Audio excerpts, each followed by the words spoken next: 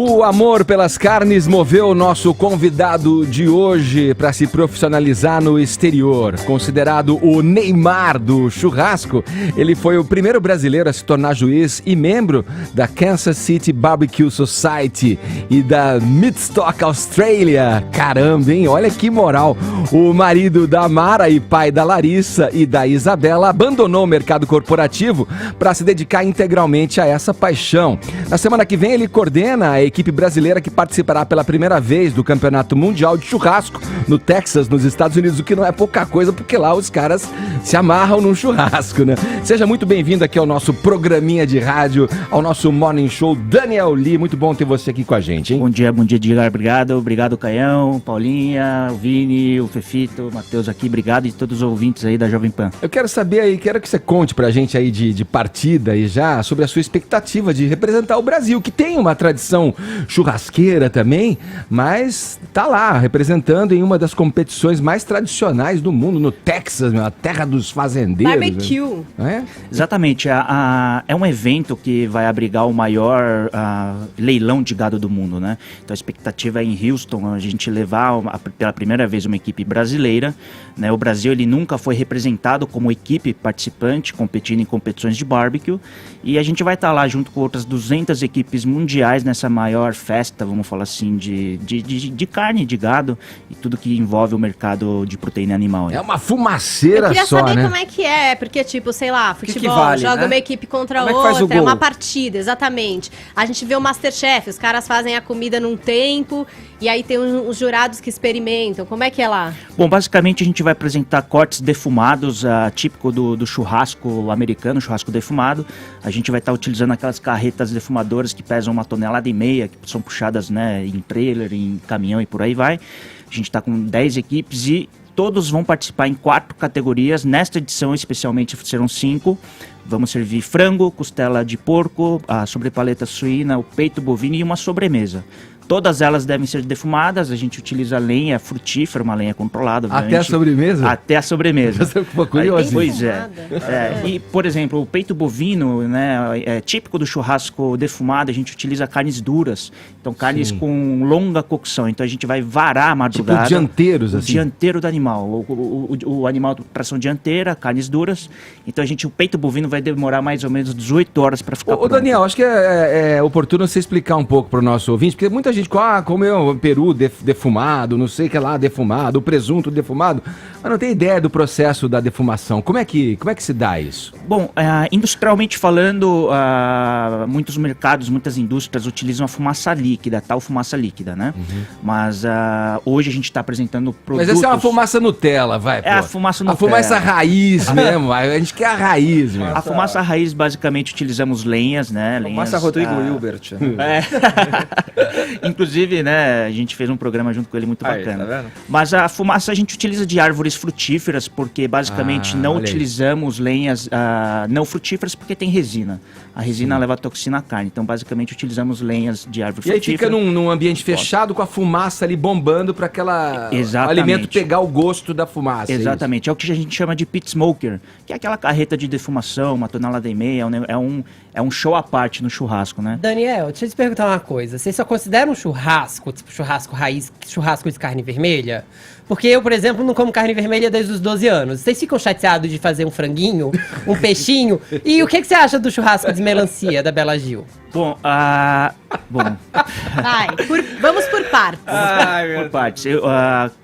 Para todos os convidados do meu churrasco, para todo mundo que vai para minha casa, o meu foco são as pessoas que eu vou grelhar uma carne branca ou os legumes, né? Obviamente a carne bovina, a carne suína é bacana, mas eu confesso que eu sempre me preparo ainda mais para servir esse pessoal que gosta de uma carne branca, uma carne mais magra, vamos falar assim. Super adepto, adoro. O lance da melancia da Bela Gil não sei, não posso te falar, mas o que eu sei é que lá em Nova York, uma steakhouse acabou fazendo uma reprodução de corte bovino, só que utilizando melancia. Ele colocava melancia numa salmoura e ele cozinhava, ele fritava a melancia e na hora de cortar parecia uma carne vermelha, mas era uma melancia. Já comeu carne de jaca, Daniel? Carne de jaca? Isso, na época que eu era Veganos. ovo-lacto, peixe vegetariano, eu comia bastante isso, coxinha de jaca, e aí tirava todo o adocicado da Parece fruta. frango, né? Parece frango, porque ficava com a textura, o frango desfiado, né? Na verdade, nunca experimentou? Nunca experimentei. Olha, eu recomendo não só para você, mas para o ouvinte. Mas aí vamos voltar para proteína. Defumada então, hein? Essa Defumada, jaca hein? defumada. Voltando aí para proteína animal, né? Vamos falar da matéria-prima aí do seu trabalho. Eu tenho um amigo uruguaio que sempre pegou no meu pé falando o seguinte: olha, a carne uruguaia e a carne brasileira são completamente distintas em função de tempo de abate, sei lá, relação músculo-gordura. Geografia, até o método de criação. Ele falava que era mais humanizado, que tinha uma simbiose maior da raça humana com os bovinos, enfim. Eu queria saber se de fato existe uma variação de sabor e qualidade da carne em função de geografia e quais as peculiaridades dos lugares mais remotos aí do globo. Bom, vamos lá. A proteína bovina, a gente precisa entender que a raça, vamos falar assim, primitiva, a raça original, ele era animal de clima frio. Então, basicamente, lógico que a gente está vivenciando hoje no Brasil, mas não só no Brasil, mas no mundo inteiro, uma gourmetização, né, da carne, do mundo do churrasco.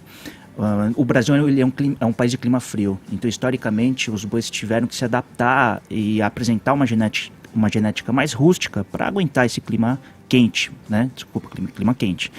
E então a gente tem um boi que ele basicamente ele é natural de clima frio, ele tem uma genética favorecida para clima frio, então os bois de clima frio, que é o que a gente chama de raças taurinas, eles têm mais sabor, mais marmoreio, Marmoreio é quando tem mais gordura no meio da carne, aquela assim. gordura entremeada. Sim. É uma característica que hoje o consumidor está aprendendo a valorizar. E os bois de raça em clima quente, eles perderam essa característica genética, né? O marmoreio é uma característica genética. Então, ele, com essa rusticidade para aguentar clima quente, ele acabou perdendo, vamos falar assim, o que a gente chama hoje de qualidade da carne. O Brasil, obviamente, ele é um país super exportador de proteína animal. A gente teve que aprender a fazer mudanças genéticas para que o animal, que basicamente com clima frio ele traria qualidade de carne, ele aguente e tenha qualidade sim, né, em país de clima quente. Então a gente tem hoje mudanças, vamos falar assim, para um tratamento genético, onde a gente consegue no mesmo animal ter 50% de raça taurina, 50% do zebuíno, que é o nosso Nelore, por exemplo, e aí a gente conseguir usar a geografia, né, o clima a favor para trazer uma carne de qualidade. Ô Daniel, me chamou a atenção aqui na manchete, no enunciado, né? Como que foi esse processo? Você era do mundo corporativo, saiu? Quanto tempo que faz isso? O que você fazia? O que te motivou? Qual que foi o ponto que você falou, agora eu vou sair mesmo, vou me dedicar a essa outra paixão? Bom, eu sou formado em administração, trilhei uma carreira corporativa em corporações, né, multinacionais, porque a minha família é uma família sul-coreana de imigrantes. Então, basicamente, meus familiares não falavam a língua no Brasil, a língua portuguesa, então eles tinham que trabalhar com comércio. Eu não me sentia preparado para trabalhar em comércio, então era mais que natural a gente trilhar, até porque eu sou a primeira geração aqui no país, trilhar uma carreira corporativa. Não curti muito, mas eu senti que eu aprendi a trabalhar. E aí, depois disso, eu comecei a tocar negócios de família, ramo têxtil. A gente tinha uma confecção lá no Brás, eu trabalhava com confecção. De 2012 para cá, vamos falar assim, o ramo a indústria têxtil ela sofreu um baque, né, com muita informalidade. Mas assim, meu mundo da carne, metade da minha família mora nos Estados Unidos. Eu sempre viajava, comia carne boa lá, métodos de cocção diferentes, coisa que a gente não tinha aqui. Então eu achava, por que não tem no Brasil? E na época, vamos falar assim, há quase 10 anos atrás, não tinha ninguém que pudesse ensinar. Então eu sempre, pela facilidade de viajar, eu sempre busquei aprender, estudar lá fora. Estudei butchery, açougue, né? Estudei para ser um açougueiro. me apaixonei pelo tema. E aí, aos poucos, eu fui chegando próximo da arte de finalização. Acho que o churrasco defumado é uma das formas de finalizar uma carne. Você pode grelhar, você pode fazer um fogo de chão, você pode defumar. E aí, me formei pitmaster. Pitmaster é o termo utilizado, o mestre churrasqueiro nos Estados Unidos. Me formei pitmaster. O churrasco defumado é uma das cocções técnicas de cocção mais complexo do mundo.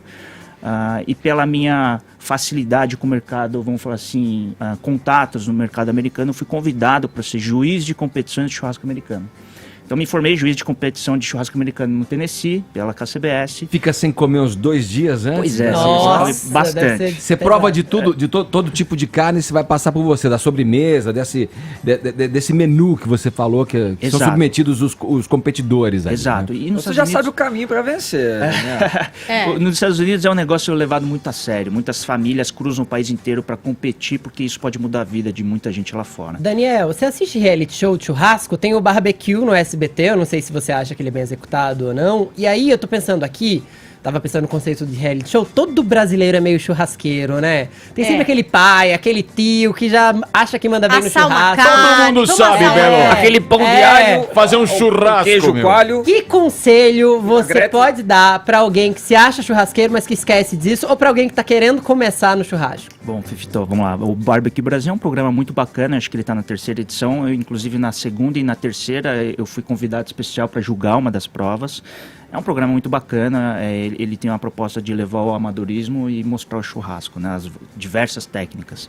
Acho que o conselho que eu dou para todo mundo é usar uma carne boa. Né? Não existe esse lance de carne, carne ruim, carne de segunda. Existe o boi bem criado e o boi que não foi bem criado. Né? Mas isso você está querendo dizer assim, é fabricante mesmo. Quem são os bons fabricantes de carne? É meio isso, porque eu não sei olhar uma carne e falar, essa está muito boa, esse sim, boi está sabe ótimo. sim. Você sabe até o que é marmorado, pô. Não, marmorado eu sei porque esse Kobe bife aí que ficou famoso, o bife Putz, mais Kobe caro e beef. tal, falam que tem esse negócio, muita gordura dentro, por isso que é caro e por isso que é saboroso. Mas estou querendo dizer, é a questão do fabricante, e aqui no Brasil a gente teve uma situação bem delicada, né, que todo mundo ficou sabendo com a JBS, Pois que... é. Enfim, muitas carnes JBS, a gente começou a ficar mais atento até a falar, gente, será que eu quero comprar essa carne? Várias marcas, Desse né, fabricante? que são da Mas JBS. é isso, é fabricante, quem fabrica qual carne, de qual jeito, é assim que a gente... Sim, a criação animal ela é muito levada a sério no Brasil. E eu falo com firmeza e categoria que a gente tem uma das melhores carnes do Brasil, aliás, do mundo.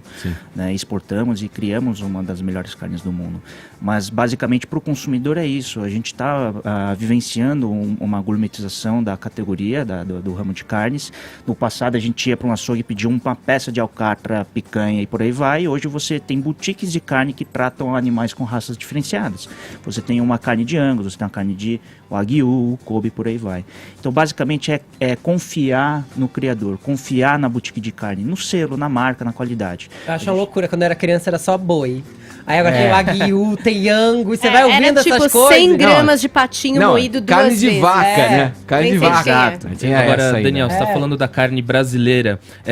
Você estava comentando sobre a sua família sul-coreana. O que você pegou de referência do trato sul-coreano da carne na aplicação do seu trabalho?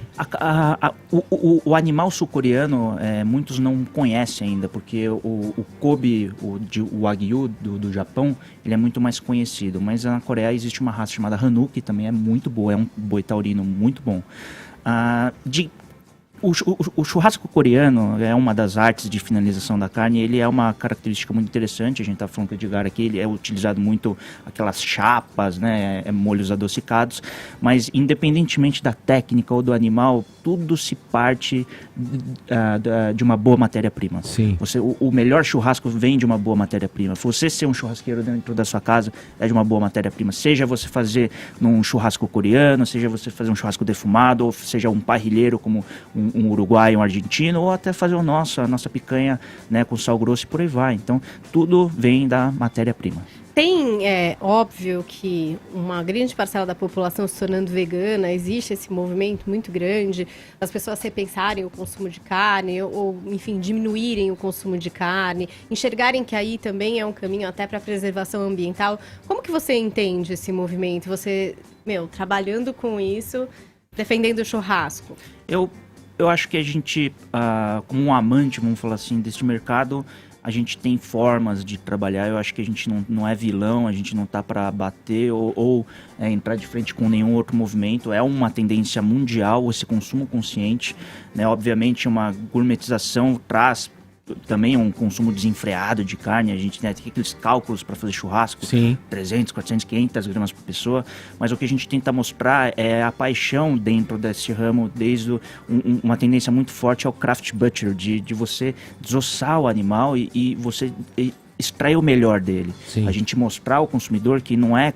consumir muito, é consumir menos, mas melhor. Você sabe, desculpa te interromper, Daniel, eu tô pensando aqui o tempo todo que a gente conversa no meu amado pai, seu Edgar, porque em Campinas, minha família é de Campinas toda, e meu pai também comerciante e tal, já tinha atuado em outras frentes, em outras áreas, e ele pegou um excedente de exportação de carnes de vários frigoríficos aqui de São Paulo, e que apresentavam cortes novos. Foi quando o surgimento da carne maturada, essa questão do processo de maturação das carnes, e ele descobriu esse excedente que ficava aqui no Brasil de carnes que eram cortadas em cortes específicos para mercados europeus, mercado americano, e começou a comercializar esse tipo de carne lá em Campinas. E eu mesmo tive a oportunidade de trabalhar com ele e fazer as entregas e levar, e eu ficava, puxa, olha isso, é picanha, não tinha ideia do que era uma picanha, do que era um contrafilé, do que é um bife ancho, enfim, esse bife noir, né, que tem esses cortes específicos. Meu pai é ouvinte do Morning Show, espero que ele tenha escutado essa edição, porque ele deve se sentir orgulhoso de ser um dos pioneiros também nessa questão da comercialização de uma carne de corte especial e uma carne, digamos, como você usou a expressão, gourmetizada, né, elevando o nível do churrasco brasileiro. Acho que o seu Edgar estava ouvindo ali. Um abraço, amado pai. É isso aí, um abraço. Ô Daniel, então vamos lá, pra gente fechar, a equipe Pitmasters Brasil tem aí mais de 10 profissionais, né, todos preparados para enfrentar aí, né, são mais de 200 equipes nessa competição que vai haver lá no Texas? Isso, são mais de 200 equipes, pela primeira vez uma equipe brasileira. Neste primeiro ano foi uma seleção nossa, até porque a gente não tem um ranking nacional. Em 2019, inclusive, começam os rankings nacionais e regionais, né? Esse ano a gente começa com torneios regionais, de norte a sul do Brasil. A gente vai ter o nacional e aí a gente vai... esse ano a gente vai selecionar a melhor equipe que vai, a partir de 2020, representar o Brasil, seja na Austrália, seja nos Estados Unidos. Sim. Mas nessa primeira edição a gente selecionou profissionais de norte a sul. Metade da equipe já está lá em Houston. Eu viajo nessa sexta-feira, vou me encontrar com eles. Uhum.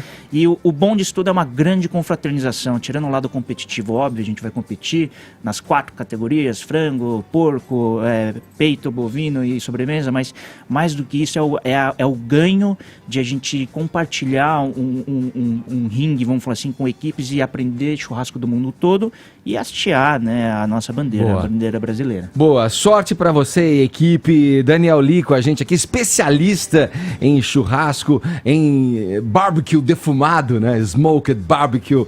Valeu, Daniel, boa sorte pra você lá. Então, dia 21 e 23 de fevereiro, é isso? Entre 21 e 23 esse campeonato vai acontecer. É isso aí, dia 21 e 23, vamos lá. E tem como acompanhar pela internet? Tem transmissão? Como é? A gente tá indo com uma equipe de filmagem, né? Boa. E ao máximo a gente vai tentar divulgar tudo online nas nossas redes sociais, Pitmaster Brasil, na Valeu. minha também, e vamos pra cima. Boa sorte, garoto. Daniel Lee com a gente aqui no Morning Show.